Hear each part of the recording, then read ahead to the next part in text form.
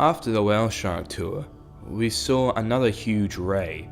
This ray is probably by far one of the most impressive I've ever seen. Seems to be one of the short-tailed varieties. And as we were leaving, we had a surprise appearance from a manta ray.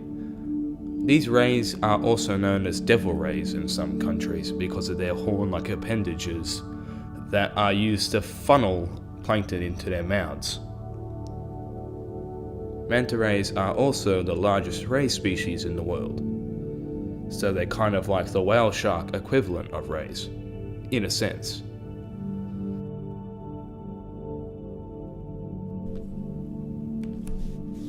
Next we dove into Coral Bay, and the first thing I saw were these interesting little striped fish.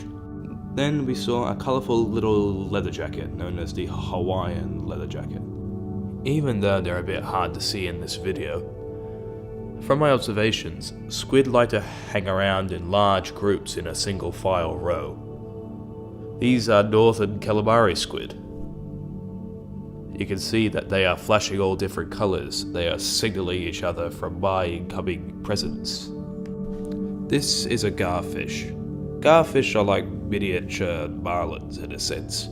They really are torpedoes of the sea, and this one isn't really showing me its full speed.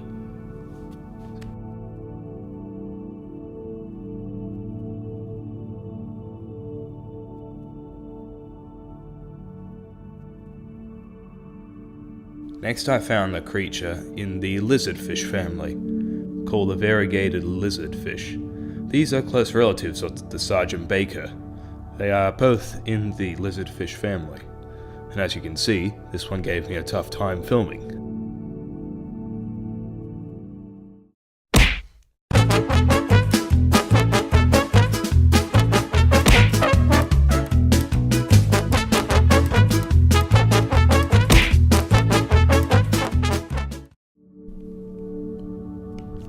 And the next thing we saw was yet another reef octopus, and he was humongous. This guy, if it weren't for my father, I wouldn't even have found him. He is so well blended into that coral. You can see his eyes are very tiny. This little leather jacket's hiding from me.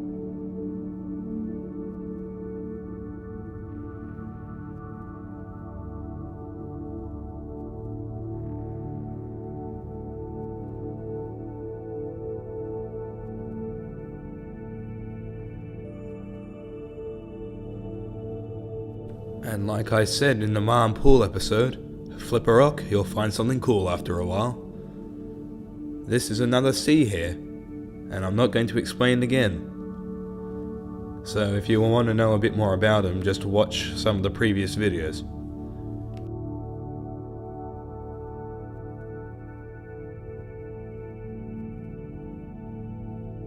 Literally only a few seconds later, I found this monster of a sea hare.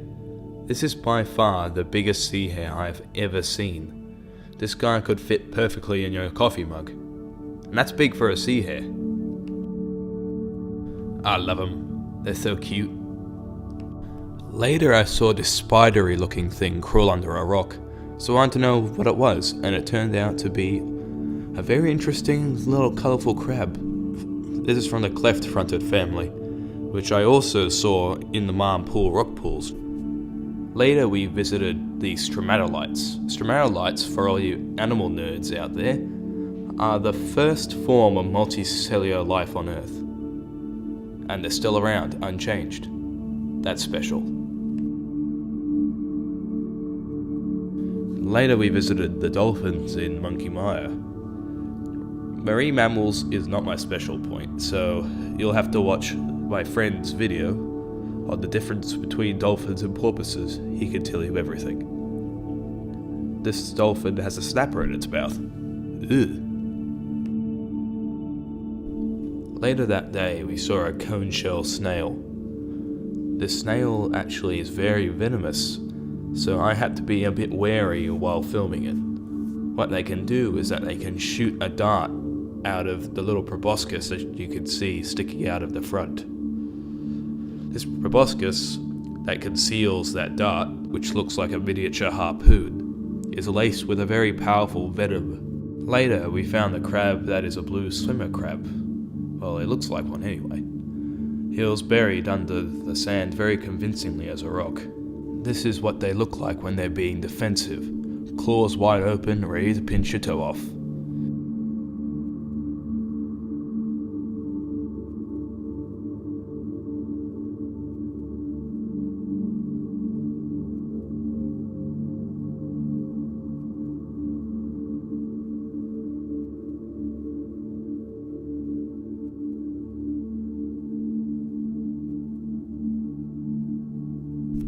Later at Shell Beach, we found this curious little caterpillar that when you touch it, it makes that part of your body turn numb. My father learned that the hard way. And here is a curious little cockroach. I can't believe I'm saying this, but that cockroach is pretty colourful. It was very unique. And it was giving birth too. And this marks the end of the WA trip. I hope you all enjoyed my fascinating discoveries.